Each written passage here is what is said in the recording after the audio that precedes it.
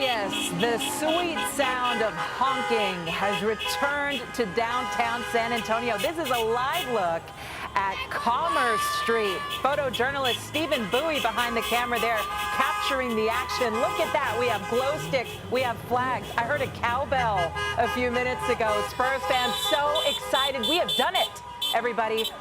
Series tied 2-2 in the Western Conference Finals. Not only that, pretty much a blowout, right? More than 20 points. Look, there's Stephon Castle in the back of that truck. Is that safe? Absolutely not. But you know what? When you're going about 5 miles an hour down Commerce, I guess that's when an exception is made, right? Oh, my goodness. What a night for the Spurs.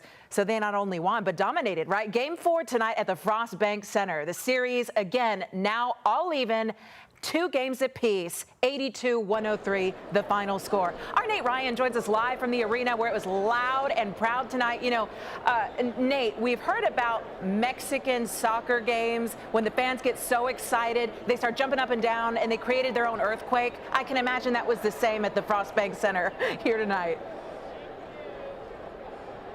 Yeah, well, I can hear the honking in my ear off the top of that show. It sounds like a party outside. I can hear them out on the concourse celebrating an epic Spurs win tonight.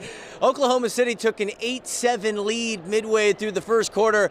That was the last time they were on top because the rest of the way it was all silver and black, 103-82.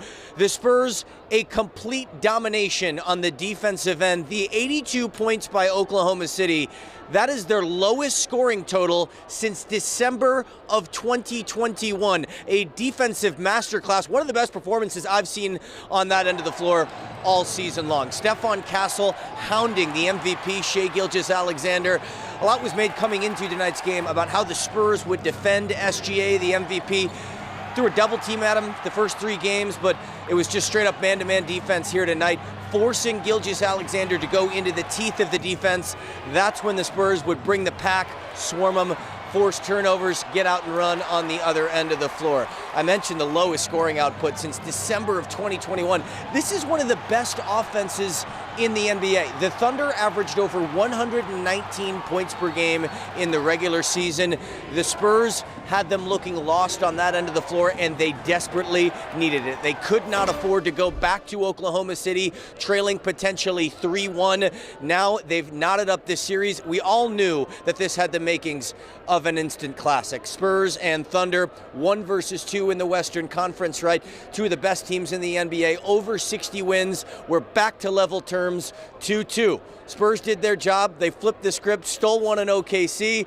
Thunder came back here, got the win in Game 3, but we're right back to where we started from. 2-2, it's all tied up as we head to Game 5. That's going to be going on Tuesday night at the Paycom Center in Oklahoma City. Fortunately, Alicia, we all know this. I haven't unpacked my bags in like 2 weeks. We're back up to OKC for Game 5. And then what this does ensure is that we're going to be playing more basketball inside the Frost Bank Center because Game 6 is ensured to be here at the FBC on Thursday night. The defensive story is what won San Antonio tonight's ballgame.